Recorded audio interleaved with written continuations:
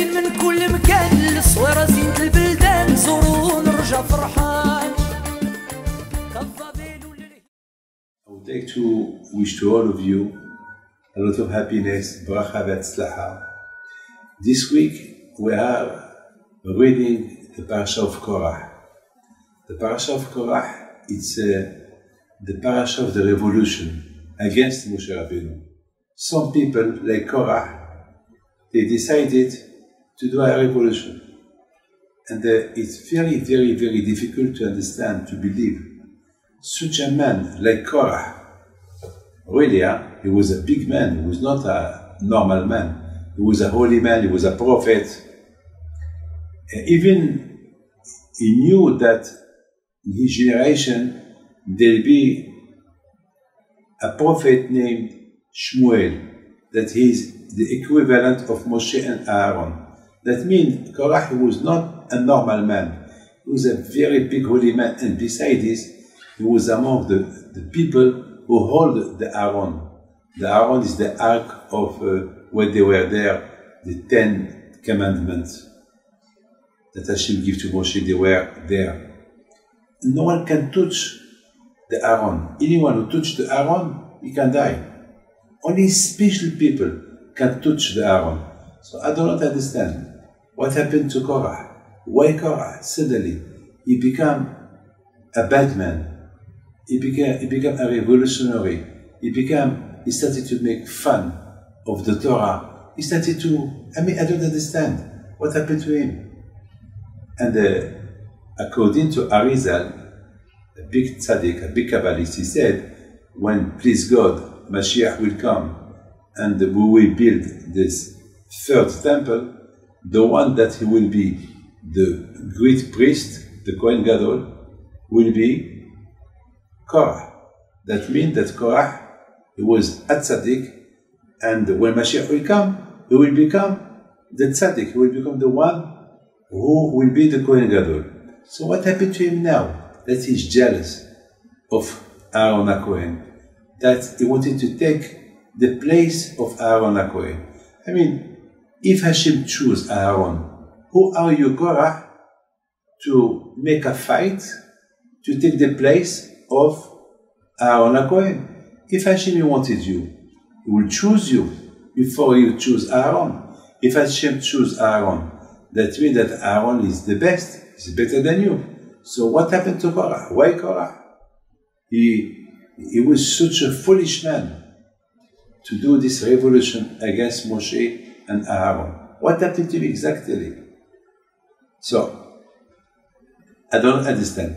If Korach was a Rasha, so why he will be the Kohen Gadol in the future when Mashiach will come? If he was a tzaddik, it's impossible to believe that he was a tzaddik, because according to a man who makes fun of the Torah, a man who makes fun of Moshe Rabbeinu, how can he be a tzaddik? And besides this, how can you want Korach to be in the place of Aaron, where we know that with the zichut of Aaron, the Bnei Israel were protected in the desert. With the zichut of Moshe, the man, the food for the Shamayim come to them. With the zichut of Miriam, they had water. Aaron, Moshe, Miriam, you, Korach, what zichut do you have? Okay, you're a holy man, you're a prophet, but it was not only you that you were in that position of holiness. A lot of Jews, they were holy. Korach, he said to Moshe and Aaron, Ki kol ha'ida kiddushin. All the Jews here are holy people. They can be like you, Moshe and Aaron. So what are you special? V'lama titnasu al kel Hashem. Who are you? Can you imagine? If Korach talked like that to Moshe and Aaron, that means he knew that all the Jews there, they were holy people. And his argument was, if everybody here is holy people, so why you, Moshe, why you, Aaron, you made yourself so special? What? You forgot that they did not make themselves special? It's Hashem who chose them. What happened? My friend, I was thinking and thinking and thinking. There is two ladies, two women in that parasha that they were the main woman in this parasha. One, she was the wife of Korah, and the other one, she was the wife of On Ben Pelet. And On Ben Pelet, he was the advisor of Korah. That means that he was as well a man of revolution. So, my friend, listen to this. Something happened. What happened to Korah, to this change of Korah? Well, unfortunately, according to our rabbis, it was his wife. Okay, Korah was a tzaddik, but he went under pressure of his wife. His wife, she wanted glory. She said to Korah every day that Korah came from his work in the Mishkan.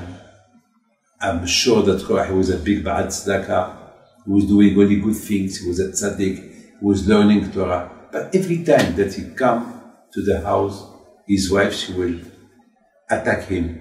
Yeah, what are you?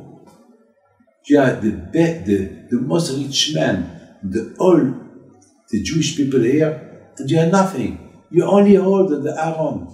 Why you don't take the place? Why did he not choose you to be Kohen Gadol, a big priest, like Aaron? Why? And every day, instead of that Korah will shout at her and will tell her, look, this is what Hashem wants, and Korah was listening. At the end, Korah, he failed, and he started a revolution. Who was the cause of all this? His wife. And that's what Shlomo Melech said. Sometimes the woman can build, and sometimes the woman can destroy. But most of women, of Jewish women, they are women that they build. Only few. The Torah talk about one of millions, unfortunately, that Korah, he did not, as you know, the Gemara said that with the zichut of all women, the Jews went out from Egypt.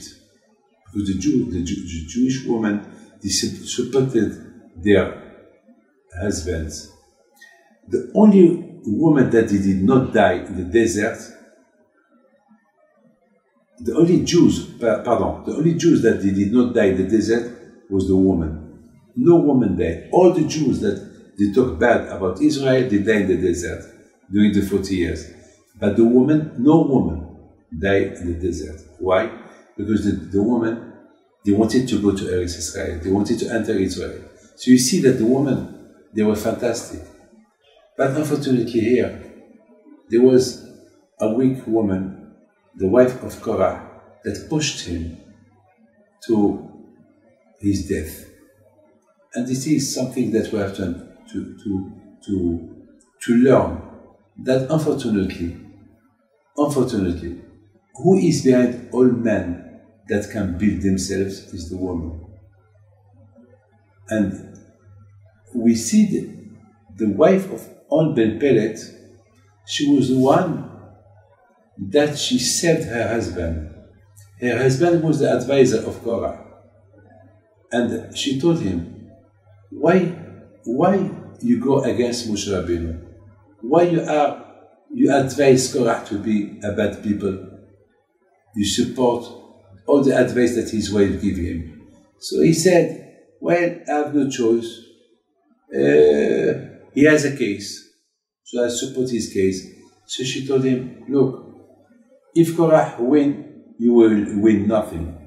Because Moshe will win. And if Moshe will lose, so you will lose as well. So anyway, if Moshe will lose or Korah win, you will have nothing. You will be the loser. So be neutral. Support the truth. Support the one who saved you. Support the one who gave you Torah. It's Moshe. Use your brain. And that's what happened. She said to her husband, all the people they were against Moshe, they died, the earth opened, and they drowned there, with the exception of On Ben Pelet, because it was not at that moment, at that time, that they were screaming at Moshe Rabbeinu. So everybody was punished except him. While we think about these two kinds of women, you see a woman that she destroyed her whole family, unfortunately, because of glory, because of kavod. She wanted her husband to be priest, Kohen, a big priest, so all the family. And the other one, the wife on Ben Pelet, she advised her husband to remain quiet, because anyway, you will not win. If Korach will win, you will get nothing. If Moshe will win, you will get nothing. So anyhow, you will get nothing, either side, so remain where you are. This is something that we have to learn. We have to learn that anyone who, no matter a woman or a wife, no matter, wherever there is discussions, fighting, rows, argument, avoid it. Avoid it. Because you never know, you will never know who is right. Always go behind the right thing. What is the right thing? Is if you see somebody who follows the Torah, you have to follow him. I mean, Korah, he was a tzaddik, but until he started to fight Moshe Rabbeinu, he lost his title of tzaddik. He lost because he provoked, because he beat a division in the Jewish people. The Jewish people, we need a rabbi, we need a person to make us all united, not make divisions. When there is somebody who uses the Torah to create a division, he's not a tzaddik, he's a rasha. So unfortunately, when Mashiach will come, Korah will be Kohen Gadol. So he was a tzaddik. Yes, he was a tzaddik, but he made a fault. Why he did not choose, why he did not think, use his brain to see who's right? Because he focused only about what his wife she told him. He should have think a little bit more. Well, if I'm not Kohen Gadol now, this is the reason of Hashem. Hashem, he must know why he doesn't want me to be Kohen Gadol. And that is finished the fight. But unfortunately, he wanted to be Kohen Gadol. I mean, for him it was a case. For him it was a real fight. Yes, L'Shem Shamayim, it's for Hashem I'm fighting. Yes, it's for Hashem if you fight, if there is no division among Jews. But if you create divisions among Jews, there is no L'Shem Shamayim here. So on one hand, his fight against Moshe Rabbeinu was L'Shem Shamayim, was good, but on the other hand, he was making a division, so it's not good. So between good and not good, so you have to be, I mean, you have to be careful not to do bad things. You understand? But anyway, from this parasha we understand how much Shlomo HaMelech was right. A woman always, she's the winner. So, because the woman, Hashem give her a lot of intelligence. And thanks God, Baruch Hashem, today, most of women in the world, they use their intelligence for good things. So let's hope, Be'ezat Hashem, that always our woman will guide us, will always give us good things, and not be like the wife of Korah, that she destroyed all her family. So my friend, how can a woman know if she's doing good things or not? Well, if she will not create division. How a man can know if what he's doing is good or bad? If what he's doing, he doesn't do that for kavod, for glory. If he does that only for Hashem, and without making a division among the Jews. So that means good. Otherwise, you have to go far away from that. And that's why the Pirkei Avot said, Mahloket Korach v'adato. The fight that Korach and these people did against Moshe. But the Torah, the Pirkei Avot didn't mention Moshe. The Pirkei Avot only mentioned what it is, things that you do, that it's not L'Shem Shamayim, like Korach ve'adato, like what Korach did against who? Against Moshe. But the Pirkei Avot does not mention Moshe. Why? Because Moshe Rabbeinu, he did not fight. He did not fight. It was only one that was fighting him, and Moshe did not fight him. So it was the fighter was only Korah. Usually, when there is election, you see Trump with Clinton. So there is two fight to be the Lehavdil, to be the president of America. Understand? There is one against one. There is. And so they fight.